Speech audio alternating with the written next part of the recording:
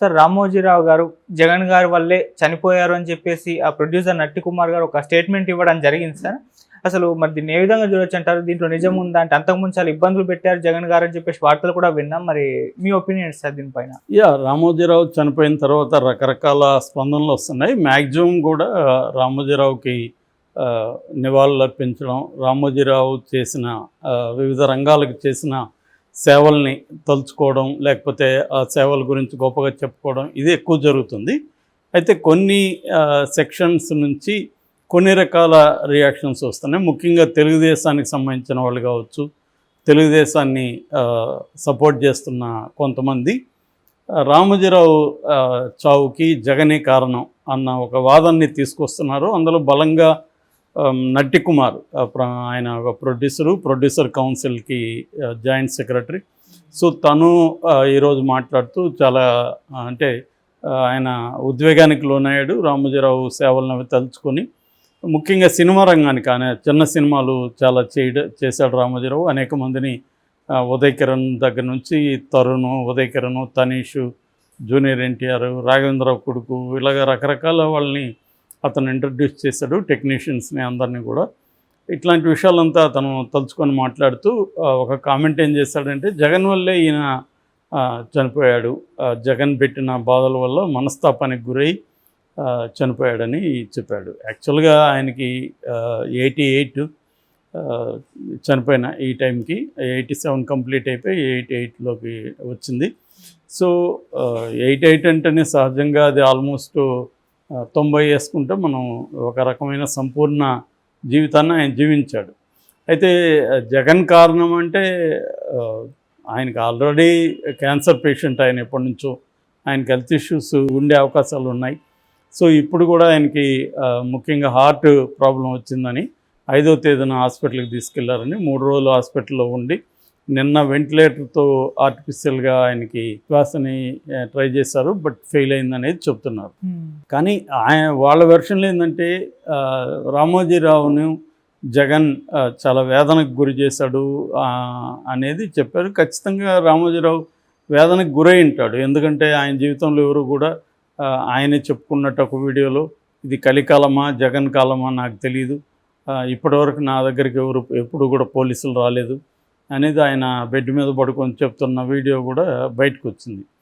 అంటే జగన్ ఖచ్చితంగా ఆయన ఇబ్బంది పెట్టాడు, నో డౌట్. కానీ ఇబ్బంది పెట్టచ్చా లేదా అంటే, ఎవరు ఒకవేళ నేరం చేసి ఆయన పెద్దోడైతే, లేకపోతే చట్ట ఉల్లంఘన చేసి ఆయన చాలా ప్రముఖుడైతే, లేకపోతే ఏజ్ ఎక్కువ అయింటే వాళ్ళ జోలికి వెళ్ళకూడదా అంటే అది వేరే చర్చ.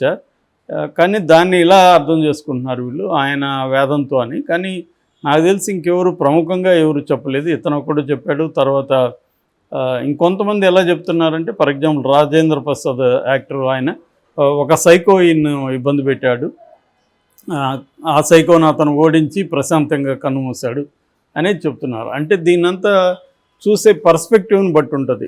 అంటే జగన్ వ్యతిరేకులకేమో రామోజీరావుని జగన్ అనే ఒక సైకో ఇబ్బంది పెట్టాడని, రామోజీరావుని విమర్శించేవాళ్ళేమో జగన్ ఒక హీరో, రామోజీరావుని కూడా టచ్ చేశాడు, ఆయన ఎవరు టచ్ చేయలేకపోయారు, మహామహా సీఎంలందరూ కూడా ఆయనకి తలం చేస్తే ఒక జగనే ధైర్యంగా ఢీకొన్నాడు అనేది చెప్పారు. మనకి ఉండవల్లి చెప్పింది కానీ చూస్తే, ఉండవల్లి చెప్తున్న పాయింట్ ఒకటే, రామోజీరావు మీద నాకేం పర్సనల్గా గ్రడ్జిగానే ఏమి లేదు, బట్ అంత పెద్దోళ్ళే తప్పు చేసి తప్పించుకుంటే చట్టం ముందు ఇంకా చట్టానికి ఏం వాల్యూ ఉంటుంది అనేది ఆయన మాట్లాడింది. ఆయన క్లియర్గా మార్గదర్శి ఫైనాన్సర్ అనే సంస్థ ఒక హిందూ అవిభాజ్య, హిందూ అన్డివైడెడ్ ఫ్యామిలీ కింద రిజిస్టర్ అయిన సంస్థ.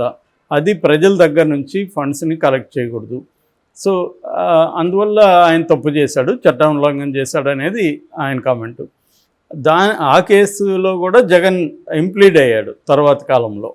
యాక్చువల్గా ఆ కేసుని ఉమ్మడి హైకోర్టు, ఉమ్మడి రాష్ట్ర హైకోర్టు చివరి రోజు కొట్టేశారు.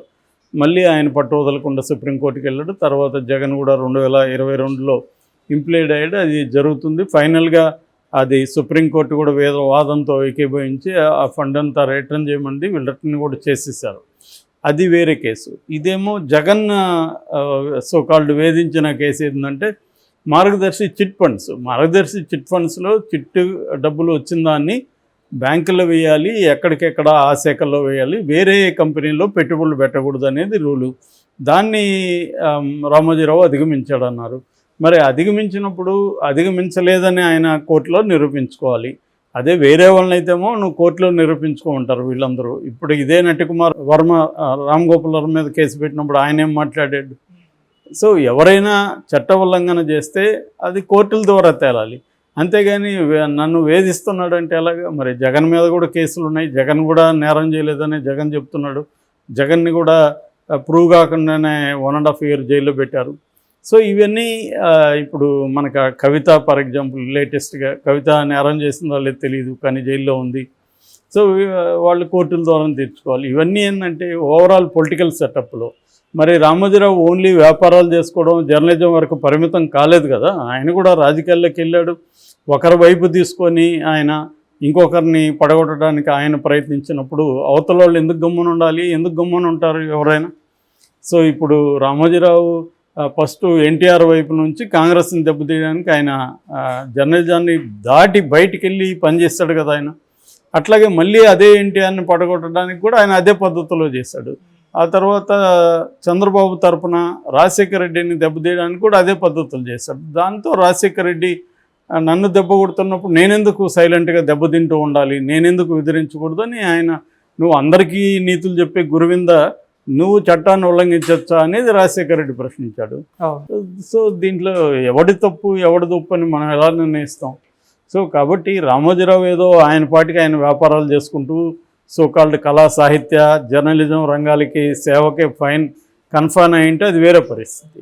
ఆయన ఒక వ్యాపారస్తుడిగా ఒక ఫర్మ్ పెట్టినప్పుడు ఖచ్చితంగా చట్టాలు, ఈ దేశంలో చట్టాలు అందరికీ వర్తిస్తాయి, చట్టం ముందు అందరూ సమానులే.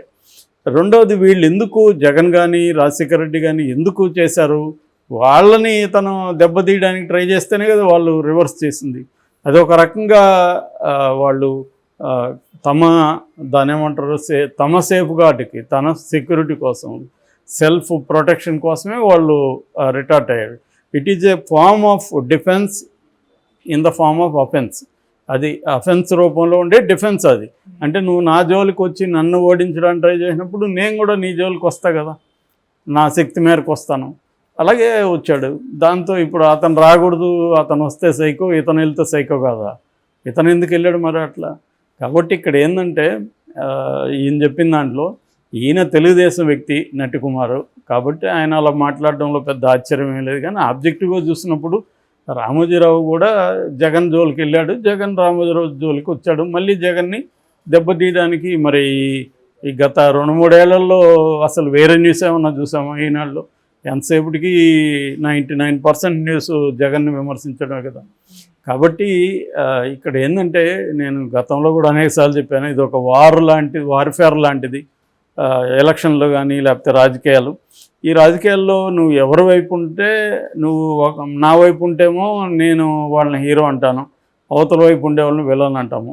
అలాగే ఇక్కడ కూడా నటికుమార్ క్లియర్గా తెలుగుదేశం వైపు ఉన్నాడు కాబట్టి జగన్ విలన్లాగా, సైకోలాగా, ఇంకోటిలాగా కనబడతారు. జగన్ వైపు ఉండే వాళ్ళకి రామోజీరావు కూడా అలాగే కనబడ్డాడు.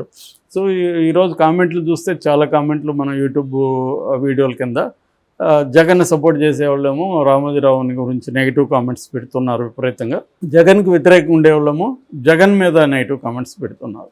సో అందువల్ల అది అర్థం చేసుకోవాలి తప్ప ఆయన ఏదో యువకుడుగా ఉండవు ఇంకోటో 60-70 ఏళ్ళకి జగన్ పెట్టిన టార్చర్ వల్ల ఏమన్నా జరుగుంటే అయ్యి ఉండే. నిజానికి ఆయన జగన్ ఓడించాడు కదా, హ్యాపీగా ఇంకా బతుకుండాలి కదా మరి ఆ రకంగా తీసుకున్నప్పుడు.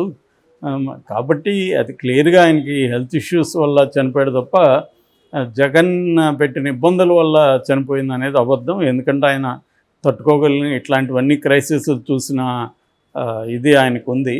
ఆయన సహజంగానే ఆయనకి ఎప్పటి నుంచో ఆరోగ్యం బాగాలేదు, ఇప్పుడే కాదు.